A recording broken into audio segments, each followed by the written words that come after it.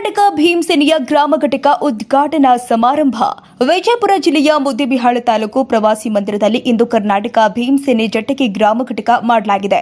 Doctor Baba Saheb Ambedkar ಅವರ ಭಾವಚಿತ್ರಕ್ಕೆ ಪುಷ್ಪನಮನ ಸಲ್ಲಿಸುವುದರ ಮುಖಾಂತರ ವಿಜಯಪುರ ಜಿಲ್ಲಾ ಕಾರ್ಯಾಧ್ಯಕ್ಷರು ಆದ ಪರಶುರಾಮ್ ಚಿಲವಾದಿ ಮತ್ತು ಮುದ್ದೇಬಿಹಾಳ ತಾಲೂಕು ಅಧ್ಯಕ್ಷರು ಆದ ಕುಸ್ತರ್ ಅಹಮದ್ ಚೋಪಾದರ್ ಅವರು ಕಾರ್ಯಕ್ರಮಕ್ಕೆ ಚಾಲನೆ ಕೊಟ್ಟಿದ್ದಾರೆ.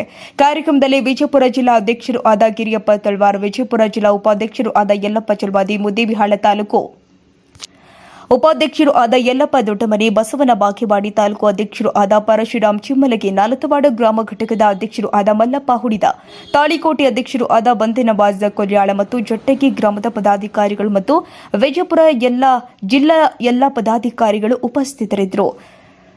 ಕುಸ್ಟರ್ ಚೋಪ್ತಾರ್, ಎಸ್ಎಂ ನ್ಯೂಸ್ ಕನ್ನಡ.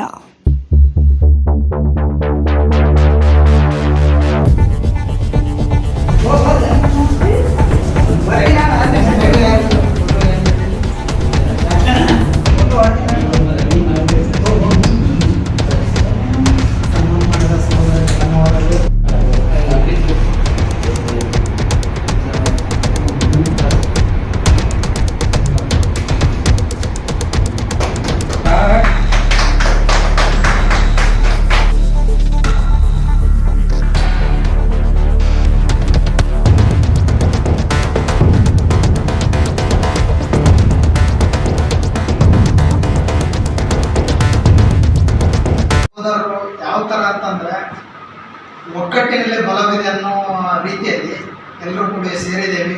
ಅದೇ ತರನಾಗಿ ಎಲ್ಲೇ ಒಂದು ಅನ್ಯಾಯ ಆದರೂ ಕೂಡ, ಎಲ್ಲೇ ಒಂದು ಏನು ಸಮಸ್ಯೆ ಆದರೂ ಕೂಡ ಹೋಗಿ ನಿಂತ್ಕೊಂಡು ಆ ಸಮಸ್ಯೆಯನ್ನ ಬಗೆಹರಿಸುವಂತ ವ್ಯಕ್ತಿಗಳು ಆಗ್ತೀರಿ ಅನ್ನೋ ಮನೋಭಾವ ನನ್ನಲ್ಲಿದೆ.